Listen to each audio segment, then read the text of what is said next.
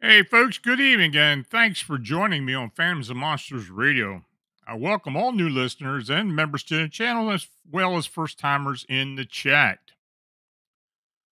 So, tonight, Fae, Duende, and similar little beings are supernatural, often nature based creatures found in folklore and mythology across the globe. Now, they can be seen as nature spirits, helpers, or even tricksters, with variations in their descriptions and powers depending on the specific tradition.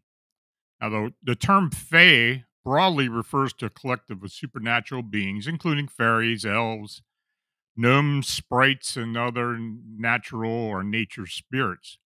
The Faerie Folk are believed to be ancient beings that inhabited the earth before the Celts or Anglo-Saxons. Now, Duende in particular are small human like beings often associated with mischievous acts or even malevolent, but can be also benevolent. Their origins are part of the Hispanic culture and folklore. In essence, little beings are a diverse and fascinating group of creatures that have captivated human imagination for centuries, reflecting our deep connection to nature and the supernatural. So, before I go any further, I want to mention that this channel is made possible by clicking on the subscribe and like buttons and by sharing our programming. Now, if you're watching on YouTube, super chat and super thanks donations are appreciated. You can click the dollar icon located below in the chat box. Other donation links are also shown in the description, and thanks for your consideration. Your comments are always welcome. Tell me which accounts you find interesting in the presentation or suggestions for upcoming shows. I want to again thank our chat moderators, Bernadette, Marla, Thomas, and Mike, as well. So I want to thank Kevin and Mary at ESP. Now, if you're in the chat and you have a question, please use all caps, and I'll try to get to each and one of them after the presentation. So, this first witness states, "Hi, this happened about 15 years ago when I was about 18. I was taking a long hot bath than anything else. Typical winter day in Wausau, Wisconsin. The bathroom was set up so that the toilet was positioned about 5 feet directly across from my head while I was lying back in the tub. There was a potted plant on top of the toilet tank. Now, while I lay there relaxing, I suddenly noticed that there was a tiny bright golden white light fluttering in the plant. It looked like it was going from leaf to leaf, stopping to rest sometimes. I was confused as to what it could be and just lay there watching it for a minute. I decided to get up and see what kind of insect could be doing this in the winter. I stood up from the tub quietly and crept over to the plant. And when I was about a foot away, the light just went out, like instantaneously disappeared. I searched all over the plant. It wasn't that large, and around the toilet, didn't find anything. I have no idea what it was. The light was a beautiful, clear gold white color that I hadn't seen anywhere else. It wasn't the glow stick like green yellow that fireflies or glowworms have. Also, it didn't flicker or fly like a firefly, assuming, of course, that a full grown one could even be found in the winter. I guess it could have been a lot of things, but it's always seemed fairy like to me. Now, a couple is hiking and camping in Gifford Pinchot National Forest when a gossamer like entity appears to the woman. Later, her companion encountered the same entity at home. So the witness states, before my husband and I were married, we went overnight hiking on one of our first dates. It was about a 5 mile hike to our destination, the Bolt Camp Shelter. It's just a little wooden shelter in the middle of nowhere in Pinchot National Forest. The hike was beautiful. The sun was going down, and there were many ancient Douglas fir trees with hollow bases. The sun was setting through them, and they looked like little fairy abodes with warm hearth fires burning within. There were little wooden footbridges here and there. We could imagine little trolls living under them.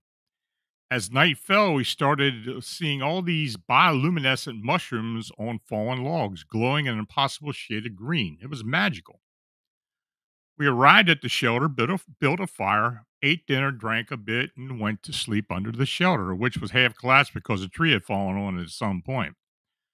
I woke up in the middle of the night, cold because the fire was out. Of course, it was pitch black. My husband was sleeping toward the outside of the shelter, me on the inside, facing near the back. That's when I saw it, a thing, whatever it was, floating around inside the shelter. I don't know how to describe it other than a pinkish gossamer spider web looking thing flying through the air, turning and twisting over and over on itself. It was quite lovely. I wasn't afraid of it, but so fascinated. I wanted to wake him up and ask if he could see it, but I was afraid it would either disappear or he wouldn't be able to see it and think I was crazy. I mean, I barely knew the guy, so I watched it for a bit, fell back asleep, and said nothing. That was until a couple of months later when we'd gotten more familiar and were reminiscing about our trip. I told him about it, and his mouth dropped open in shock. So we'd pack up and left the next day, and I dropped him off at his house. That night, he was out on his porch having a beer when he saw the same thing, twisting, floating through the air, seemingly almost a living thing. It dissipated near some shrubs. He was staring, wondering what the heck he just saw, when a pair of glowing red eyes appeared. He freaked a bit and booked inside, never spoke of it to anyone until I told him about my own experience at the camp. Now, Duende hold a significant place in the cultural fabric of Latin America. They represent a connection to the supernatural and continue to captivate and intrigue people across different cultures. Duende are mythical creatures that have been part of Latin American and Spanish folklore for centuries. They're often portrayed as elf like beings and mischievous personalities. Excuse me. Sorry. In different regions, Duende take on various forms and have unique characteristics. Now, one popular representation of Duende can be found in South American country of Ecuador, where they are known as El Duende. In Ecuadorian folklore, El Duende is often portrayed as a small gnome-like creature. El Duende is believed to inhabit natural landscapes such as forests, mountains, and rivers. They are said to dwell in hidden places using their magical powers to guard the environment and its inhabitants. These mythical creatures are often described as small beings with pointy ears and hats who are known for the playful and sometimes prankster nature. So I received a telephone call from Juan de Dios Silva, an Ecuadorian man who lives in the United States. He's quite familiar with the folklore of his native Ecuador, especially when it comes to El Duende. Now, he told me about an experience that his grandmother and great aunt had during the 1910s. The sisters, named Amada, one's grandmother, aged 8 years old, and Zuola, uh, one's great aunt, aged 7 years old, lived in a small town of Aluce, located in the Chimborazo province of Ecuador among the foothills of the Andes Mountains. One prefaced the story by explaining that the women in their family were very beautiful and that they possessed another unique characteristics, namely that they were very hairy. The family had a small store in the town, and the sisters were responsible for gathering the rubbish from the business and taking it to a field outside of town so it could be burned. This was usually a daily chore. So one day the sisters were dragging the rubbish toward the field, and as they were walking, Zuola told Ameda that a small boy was standing by the tree and that he was smoking a cigar. Also, the boy had very large shoes. This boy intently watched the girls as they passed him by. He didn't take his eyes off of them. The boy was an El Duende, or what they referred to as a Tintin. It was said that Tintin usually appeared at night and threw pebbles at girls to get their attention to make them fall in love. He would follow the girls that interested him and wouldn't leave them alone. He would chase beautiful and virgin women with long black hair and lots of body hair. He made them fall in love to take them away or to father abnormal children, often half animals, half men. Now, the sisters tried to ignore Tintin, but he began to follow them. According to Amada, he got close to them and began to tickle the sisters, thus falling under his possessive spell. Now, sometime later, the sisters were found lying in the field by a local man who happened to notice the unresponsive girls. They were both foaming at the mouth. The man knew the girls and the family from town, so he picked them up and took them to his home, or took them to their home, where they soon recovered. It became apparent that Tintin did not harm them or violate the sisters. Now, one told me that it was a tale that both his grandmother and great aunt would relate to the children. Though Amato was somewhat hesitant to do it at times. I have received many Duende accounts over the years, but I was intrigued and pleased to have his personal story told to me. Now, this next witness tells me, hello, Lon. One day in 1988, I was on my way to an appointment in London's southeast area. I was traveling through Oxford Circus to get to the line that would take me to my station. In the Oxford Circus Underground, there were at least 3 levels, which are hubs with various lines that run through them, and I was on the second level heading to my eastbound train. I passed through the main hub of that level, which had escalators going up to the street level and a series of other tunnels branching off of it. As I approached the main chamber, I was overcome by wonder and curiosity because there was a sound coming from there that I couldn't really comprehend. It was musical, and yet at the same time, it wasn't. The sound was very enchanting, and I was becoming more and more curious by the second to see what was making it. Now, entering the main chamber en route to the other tunnel, I looked over to the source, and this is what I saw in the few seconds it took to cross that chamber. There were 2 very long escalators going up and down to the street level, and the center between the two stood a little man. I noted that he was cherubic in stature with stocky arms and legs and a face with rosy cheeks. And even at my location a few feet away, I could see his eyes were extremely blue, otherworldly in color and twinkling. His lips were red, he had a white mustache and beard, and his hair was blonde silver in color. These details were striking about the others that were in evidence. Now, in his hands, he held a delicate silver flute from which the sound of music, if you could call it that, was emanating. It was enchanting in the sense that one's mind would try to resolve it to a melody or a harmony, and then it would dance away and become something else. His dress was very much what you would imagine were you to see a leprechaun in real life. Drab in color with beige, earth green, and khaki brown tones, with boots that looked like they were made of felt and the like, and even a small felt khaki green hat on his head with a feather in it. Okay, so he would have been dressed in a costume. And that would have been the end of my curiosity were it not for what happened around him. Crowds of people came up and down those escalators on both sides were reaching into their pockets and wallets and dropping money into his oversized flute case. But but it was overflowing with coins. That was what caught my attention. And the fact that the people who were tossing in the money weren't even looking at him. It was like they were in a trance. He was looking at me the whole time, watching me to see what was going on. And I must have registered some astonishing awareness on my face because he smiled in the middle of his playing and gave me a wink and a nod. He continued to play on, that eerie music filling the hall and the ears and mind. And the people continued like sleepers, not paying attention, just digging in their pockets and dropping money into his bag. I continued to my connecting tunnel, and not a few feet down that tunnel, I encountered a young man playing an electric guitar with an amplifier who was being completely drowned out by the eerie sounds coming from the adjoining chamber. I investigated his guitar case as I went by and saw that he had only a few coins in it. I looked at his face and he gave me the look that spoke amazement and irritation that his music was being drowned out by the otherworldly one coming from the main hall. Feeling badly for him, I dropped a pound coin into his case and continued my way, slightly befuddled what I had just seen and experienced. I later shared this with some friends that had seen what I thought was a real leprechaun and told them the story. They laughed at me and thought I'd lost my marbles.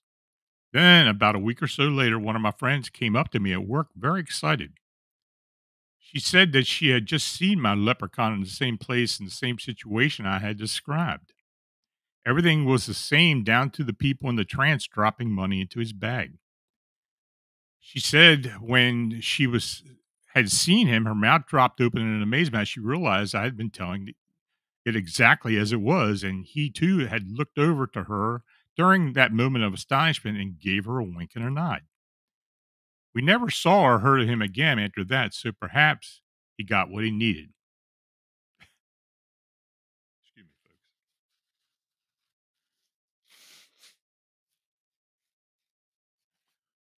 Now, this next account, the witness states on July 2nd, 2007, I was at my summer cottage near Lake Erie in western New York State. I was walking my dog out at about 8 o'clock p.m.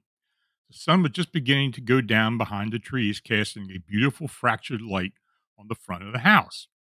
In the distance, I could hear my neighbor's ATV driving around the undeveloped wetlands adjacent to my property. Suddenly, my dog began acting erratically, pulling on the leash to go back inside and turning his head toward the sky, looking this way and that. I spoke to him, asking what was wrong, and looked around to see what was disturbing him other than the noise in the woods. That is when I saw a peculiar winged creature flying from out of the woods across the front of the house. Now, the creature's wings were about 3 inches across. The wings were transparent and rounded on the ends. If you formed a C with your thumb and forefinger and then touched your thumbnails together, you would have a rough estimation of the shape of the rear wings of the creature. The wings were not fluttering like a butterfly or vibrating like a dragonfly's, which are two common insects in my yard. The creature was gliding with perhaps a slight vibration. I only saw the creature for a length of time it took to fly to the end of the house. Now, once it got beyond the house into the open area of the front yard, it disappeared. My eyes were on it the whole time. The body was strangely human like in shape, with legs dangling from below. By the shape of the wings, I assumed it was a four winged creature. I thought after the being disappeared was that must be what people see when they say they saw a fairy. I felt elated seeing this creature. It was nothing I'd ever seen before.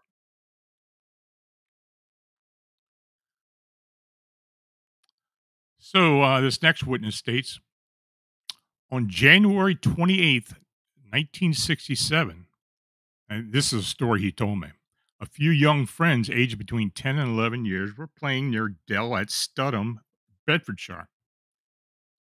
The events that followed turned that day into anything but ordinary. There was a footpath leading to the Dell, which is like a small overgrown valley surrounded by bushes and trees beside Common. It had been raining earlier, but now the sky was clear. As the boys talked back and forth, suddenly a flash of lightning struck nearby. One of the boys, Alex Butler, who was a little bit ahead of the others, stopped in surprise when he reached the edge of the bank above the dell. Standing near some bushes at the foot of the opposite bank, about 20 yards away, was a little blue man. Now, for a moment or two, Alex stared at this curious stranger in amazement before shouting to his friends to come and look. They too stopped in bewilderment. The little blue man was about 3 foot tall, with a tall hat or helmet, which added to his heights, and he glowed blue all over. He had two round eyes, a strange flat triangle instead of a nose, and his short arms were held at his side and didn't appear to move. His blue beard was forked, two parts running down each side of his chest. The strange little man wore a one-piece suit, again of glowing blue with a black belt. In front of the buckle was a black box, which was about 6 inches square. As the boys got near to where he was standing, a strange whirling cloud of yellow blue mist moved towards them, and in an instant, the strange little man vanished. As their eyes searched the dell, they spotted him again. This time, they also heard strange babbling voices. Could there have been more strange little men hidden in the undergrowth? Twice more, as the boys tried to approach him, the little blue man disappeared into a puff of yellow blue mist. Then the boys heard the school bell and rushed off in great excitement to tell their teacher, Mrs. Newcomb, everything they had seen and heard. After listening to the story, their teacher made them write it all down and make sure there was no copying.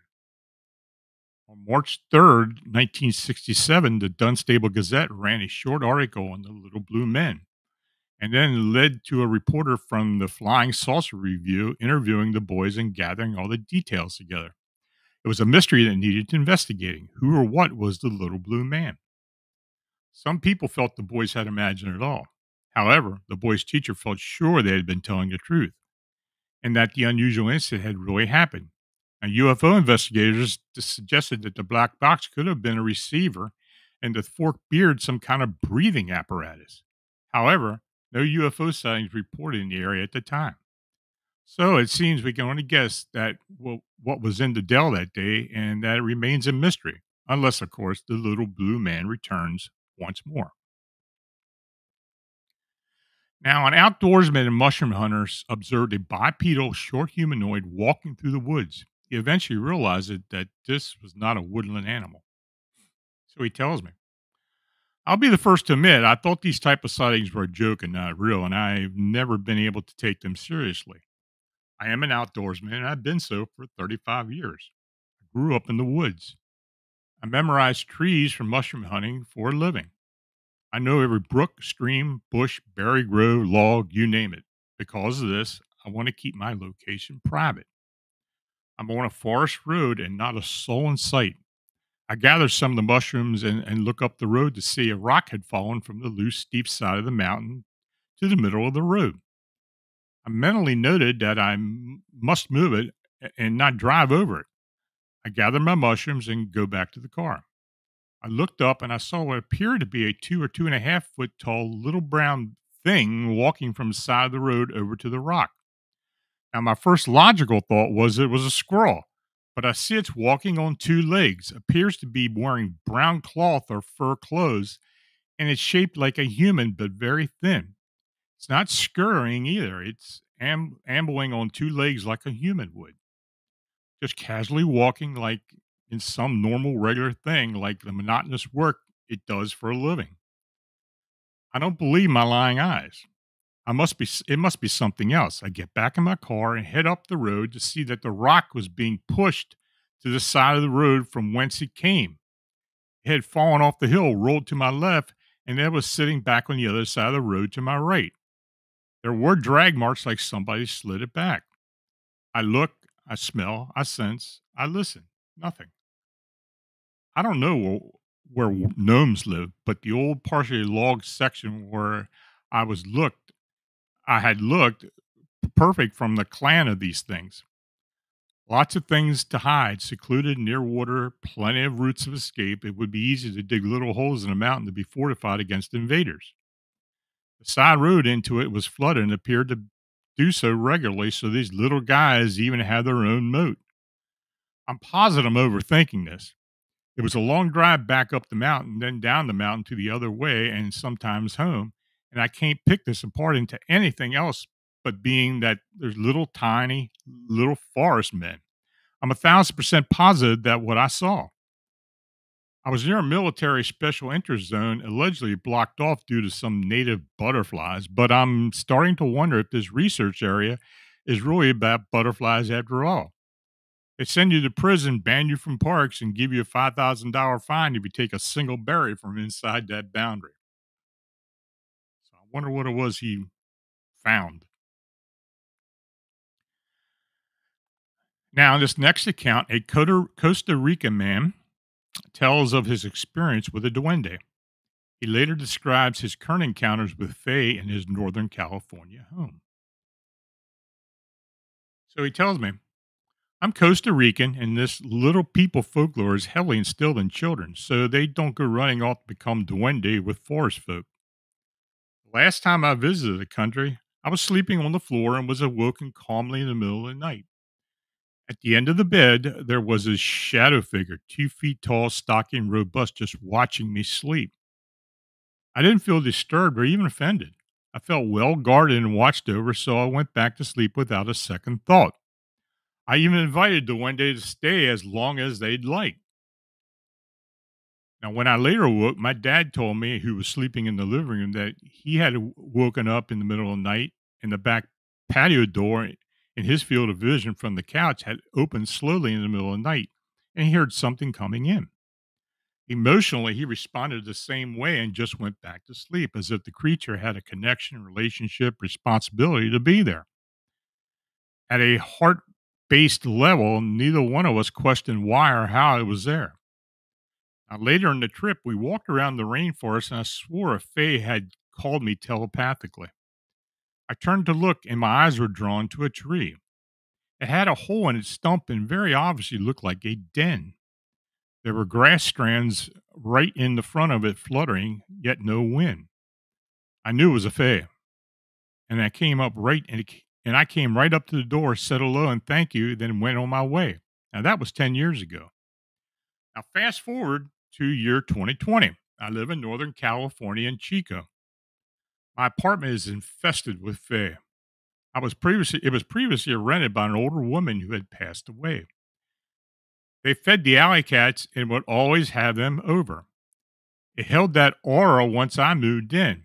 I tried cleansing it, but lo and behold, those spirits were strong and in love with the home, so we lived mutually. In my shower, I constantly see fluttering lights dancing around with me. I eventually began offering the Fae anything that could appease them simply because they could make a space very buzzing and electric, sometimes an overwhelming feeling. Milk, honey, rum, chocolate, bread, mints, sweets, flowers, stones, and kind words and affirmations were my offerings. I set up a little home for them and would light candles every night to symbolize the warmth and welcome that I was extending. They were certainly mischievous and can be emotionally flustering. What people say is their angry and vengeful side. It seems gnomes and fae work together. They live in the same medium realm and communicate with humans in the same way. Gnomes mind their own business for the most part, but they will garner your attention. Now, in this next account, a Williamton, North Carolina experiencer wrote about seeing a different fae in her sister's house and in the cemetery nearby. She wonders if these beings are attracted to her. So she tells me, Lon, I just read one of the stories you blogged about fae. I wanted to give you a brief report of my encounters. I saw a brownie. It was about 2 inches tall, long, and tall, humanoid, but walked on all fours. with brown skin, brown clothes, and brown hair. I was walking on the floor and under my sister's bed. I jumped and screamed. I asked if they had weird bugs in the area or any pets. She said no. Of course, it was gone a second later. The later the later saw one that had I later saw one that had autumn colored feathery wings under a different bed in the same house. It was also crawling on all fours and only saw the wings. It was also gone a moment later, and there was nothing under the bed with those colors. In the woods surrounding the house, often heard a soft sound of tiny bells and quiet giggles from the trees. Now, in a nearby cemetery, while visiting my grandpa's grave, a small, pale, flying humanoid zoomed past my head and into the woods. I wanted to ask you if you think that these fae are attracted to certain people. I find it fascinating that you theorize that the Chicago winged humanoids may show themselves to certain people. I wonder if it's the same applies to fae. All my experiences took place in Wilmington, North Carolina, near the ocean front. So, Santa Fe, New Mexico father and son are taking a late night walk in their neighborhood when they observe a 3 foot tall, scrawny humanoid. Then two more humanoids materialize. So, the witness states, my father and I used to take late night walks due to his insomnia after shift work. Our neighborhood is considered very safe and ultimately was an urban neighborhood, Santa Fe, New Mexico. One of the roads toward the back of the neighborhood was lined with thick forest for about a mile and about a quarter deep, which made a circle back itself. All these walks are very dear memories of mine, except one, and it ended being the last one. Along the road with the tree line, there was a single street light to illuminate a small plot of land that someone owned, but was very overgrown and ill kept.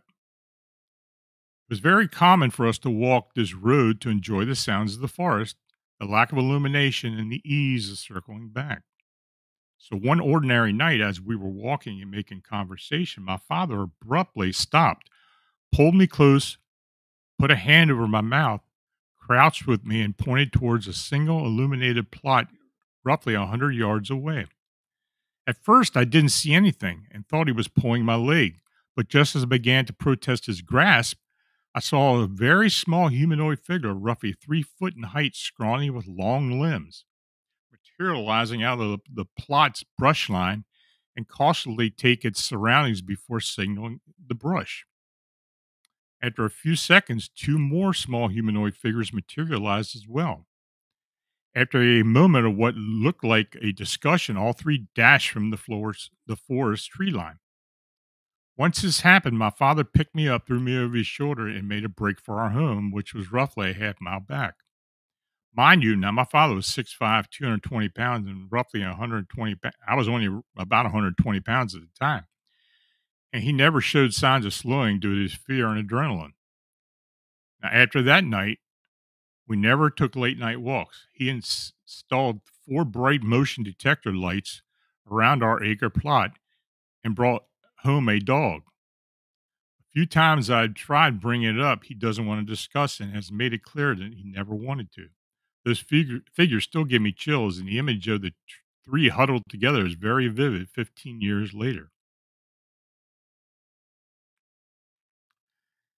Now, this next account, after a series of strange incidents, it culminates in a knock at the door.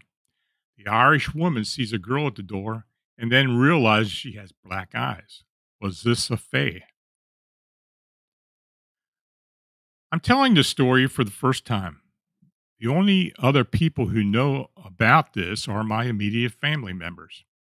I know it sounds completely fabricated and I have no way to prove any of it, but it happened, but I'll do my best. I'm originally from Ireland. I moved to the States roughly 20 years ago. The story takes place in County Clare, Ireland, when I was about 15 years old. One afternoon, I was walking through the woods near my home. I was alone. I was a loner in my youth, and I would often stroll the woods until I found a tree to sit beneath and write. Writing has always been my hobby. My point is that I was very familiar with these woods, and I felt safe there. Now, on this day, I was walking a path to a specific tree that was my favorite to sit beneath. The sounds of the woods were all around me. There was a gentle breeze, and while I couldn't see the birds, I could hear them. It was comforting. And then it all stopped. Everything became unnaturally still. The air was still. The birds stopped twittering, and I no longer heard a single thing. I had never experienced it before. It was as if as if I had suddenly become deaf. There was just nothing, no sound, no movement, no breeze. And at this point, I started to become anxious. I wasn't afraid yet, but I started home anyway. The feeling in the woods was not what it used to. I was used to. I was no longer comforted, so I decided to go home. It was then that I saw movement from the corner of my eye. Nothing I could pinpoint but a dark shape that was just there. And then it wasn't. Everything else was still that eerie calm. I started to walk faster, and then the black shape appeared again, this time on the other side. Now I was afraid. I began to run. I still heard nothing, but I was sure something was chasing me. When I reached my home, I ran inside and slammed the door, fully expecting my mom to yell at me for slamming. But she wasn't there. In fact, nobody was home. That was a bit odd, but not unheard of. Finally, gaining some sanity, I decided I needed tea. Now. So I began to boil the water for tea, and then there was a knock at the door. I jumped. My heart rose to my throat. Nobody knocked in these parts. It was a small village where everyone knew everyone else. Everyone was family. There was no knocking. There was a friendly oi there, and then people came in, so the knock was strange. I crept over to the glass in the door and peeked out. I noticed two things right away that terrified and confused me. The first was a child, a girl maybe 10 or 12, looking at me, looking not at me, but at her feet. The second thing scared me to my toes. It was getting dark. How was this possible? I had left to go on my walk at midday. The sun had been fully out and had been gone no longer than 40 minutes. How then was it dark? I looked at the clock. It was almost 7. How? How had I misplaced 5 hours? The knock came again, and I jumped again. I didn't open the door. I called out, "Oi there, can I help you?" The girl didn't look up. She said, "I need to come in. Please let me in." She had no accent. She wasn't Irish. There was no lilt in her voice. She sounded American. I called out again. "I can't let you in, but I'll ring someone if you need help." The child still didn't look up. She said, "No, that won't work. I need to come in." And at this point, I had enough of this strange, scary child. She freaked me out. I wanted my mom. I wanted my dad. I wanted to know where 5 hours my life had gone, and I was so frightened at this point that not even the tea was going to help. So I did what any teenage girl would do when faced with a situation like this. I screamed and ran to my bed. I covered myself with the blanket and waited for my mom to come home. Now, these were pre-cellular phones, and I was not going to risk going to the kitchen to phone someone. Plus, I had no idea who I would call. The girl was still knocking on the door, but she never moved to a window or the back door. She stayed at the front door. So after a while, I got my nerve up to go check again. It had been silent for a while. I went to the door and looked out the window. The girl was still there, but she was no longer at the door. She was sitting on the fence. She was no longer looking down. She was looking right at me. And in the fading light, it looked like her eyes were pitch black. I screamed again and ran back to the safety of my blanket. Eventually, my mom came home. I told her what happened. She decided that it was my overactive imagination, but she did call down to the shops and the pubs to find out if anyone in town had an American girl visiting or anyone knew who the girl was. Nobody did. My grandmother told me I had survived an encounter with a fae or fairies and that I was lucky. She was the only one who ever believed me. I never saw the girl again. I never missed time again. I never felt absolute stillness in the woods again when I got up the courage to go back. after I moved to the States, and years later, I heard of the black eyed children. My story seemed to coincide with that, but that's ridiculous, right? I still have no explanation. Demon, fairy. Now, the fake is said to be evil and will kidnap children in the woods or near a fairy hill. Was it a ghost? Black eyed child? I don't know. But it happened, and I swear to that. So, folks, that was the last account. If you got any questions, put them up there and we'll see what we can answer for you.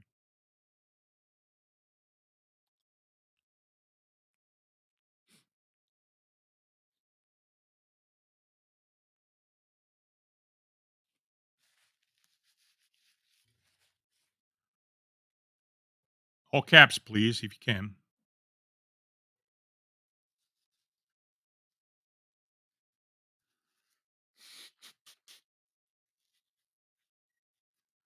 I don't know how good I am answering questions about Fae and little people, but I'll do the best I can.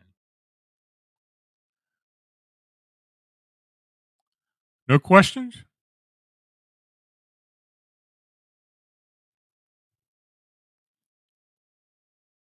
Libby asked, I wonder why the front door. I have no idea. I really don't. Uh, that is a good question. I really don't know. Marla Snyder, do you get more benevolent or malicious Fae accounts? Probably benevolent. Very rarely I get anything that's malicious or malevolent. As far as yeah, as for what I believe. I mean, occasionally you'll get something that has a little twist to it, but normally they're very benevolent beings, from what I can tell. Jose Sanchez, are these little blue guys related in any way to the blue aliens of communion? From the description, it doesn't seem to describe those. I mean, those things were a little more stout than that.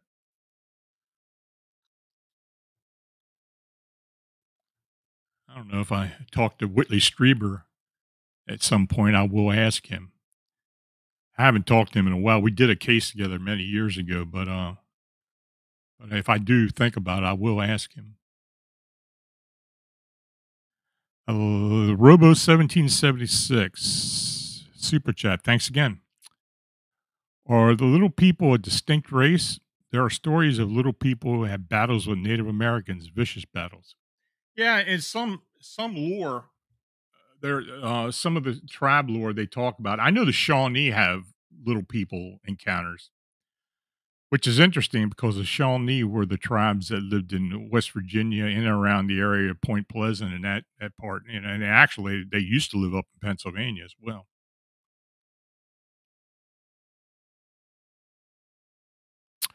Alexis Chasen, have you ever seen a little being before, Lon? No, I haven't. Not that I can tell.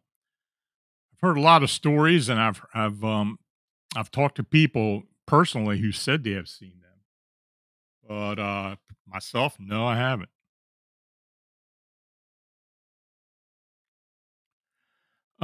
CS, did the black eyed face start in the British Isles? I don't know. That's the first time I've ever heard a black eyed kid associated with possible being a fae or a gnome or some other supernatural being, though I'm quite sure black eyed kids are supernatural to a point, but what are they really? We really don't know. Could they be fae? Maybe.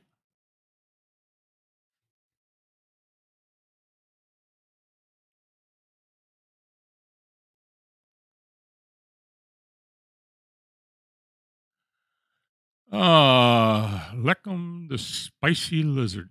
In comparison to other phenomena, do you find little people to be more dangerous and supernatural compared to Bigfoot, Dogman, etc.? Um, I don't know. Maybe. Maybe there's more mystery behind them. We've been, look, the Dogman. That's something I don't want to come up against. Now, I've had a Bigfoot encounter. I didn't really seem like it was a malicious being to me. But then again, what really are Fae and little people? I mean. I don't know if I can really give you an objective answer to that, but it's an interesting question. Very, really.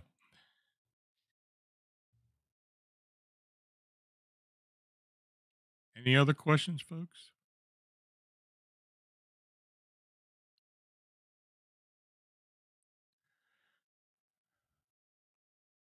I did want to say if you have any other phenomena that you'd like for me to talk about, please contact me at lonstricklerfamsandmonsters.com or in the comments section. Um, I'll see what I can do.